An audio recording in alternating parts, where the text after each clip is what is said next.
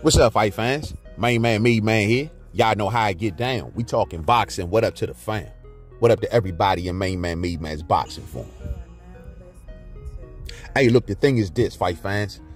I'm catching up with some recent interviews from Gervonta Tank Davis. We know he got that big old showdown going down in D.C. versus Hector Garcia on Showtime pay-per-view. I can't wait for that fight. The thing is, though, fam, Gervonta Davis was recently speaking about Shakur Stevenson. Now, I've been wondering over these last few days, why is it that Shakur Stevenson have been seemingly so vocal lately? I mean, don't get me wrong. I know he got to step up his talk because it's hard for him to get a lot of guys into the ring. So he probably got to step up his trash talk a little bit to maybe try to lure somebody in the ring, because Lord knows when they see the style of Shakur Stevenson, everybody get turned off. Well, Gervonta Davis was recently talking about Shakur in some interviews, and I got a couple quotes right here. And one of the things that I took away that he said was, and I quote, "People talk like he is the best, and he didn't even fight at 135 yet," end quote. Gervonta Davis has been hearing a lot of the praise that Shakur Stevenson been getting, and deservingly so. And he's probably saying that, like, dog, y'all giving this dude too much too fast, and you know, now he's getting up here with a real smoke. Is that, let's see how he kind of pans out.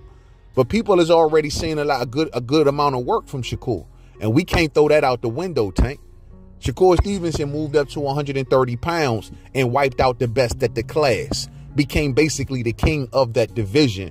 And the reason that he's leaving that division so early, basically because there's no challenges there. That speaks leaps and bounds about Shakur Stevenson and how good that he really is. And so it's like when people look at Shakur, they see a fighter that's, I mean, heavily dedicated, getting better and better every time we see him. And he's a damn good fighter. We see the skills, I mean, coming through his pores. You know what I mean? You can't miss it. He's very talented, and everybody can just kind of see it. You know, he has like I say, a defense-friendly style that a lot of boxing fans don't care for too much. But if you are definitely a hardcore boxing fan and somebody that appreciates the sweet science, you loving what Shakur Stevenson doing right now.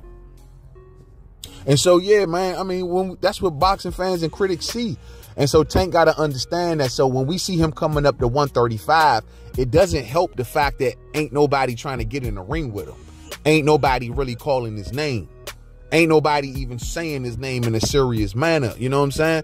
So it doesn't help that fact right there. You feel me? And him moving up to 135, we don't know how good and how he'll pan out. Maybe if he gets in there with better competition.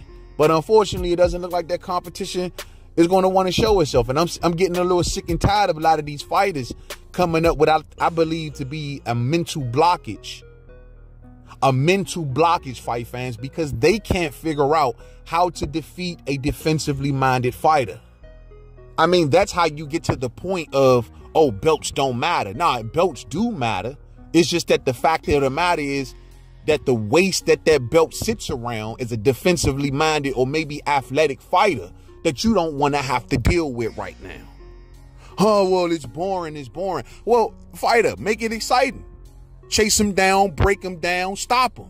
If it's so boring, make it exciting, Mr. Fighter. That's just how I look at it. But I also see it as a bit of a mental blockage when these fighters kind of like break down. Oh, I don't want to have to fight this kind of guy. Oh, he moves too much. He's running, he's boring. Hey, man, hey, boring sometimes gets you the win. But the fact is, just because you are mentally deficient doesn't mean that he should stop being boring. Because that fighter trying to win. He might not win no fans, but he damn sure might win the fight fans.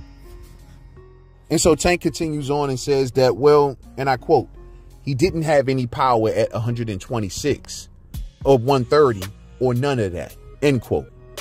And then he goes on and says that, how can you stop people that actually can hit? No matter all of that boxing, you're going to get hit.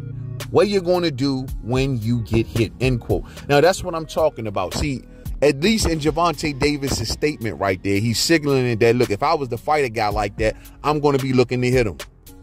You know what I mean? I'm going to be pressing, I'm going to be pressing until I hit him. And then I want to see how you react.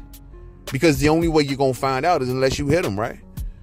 So my thing is, man, you know, taking a fighter on like Shakur, I hope a lot of younger fighters don't get afraid of his style. But if you want to know how to beat him, you're going to have to lay on him. Simple.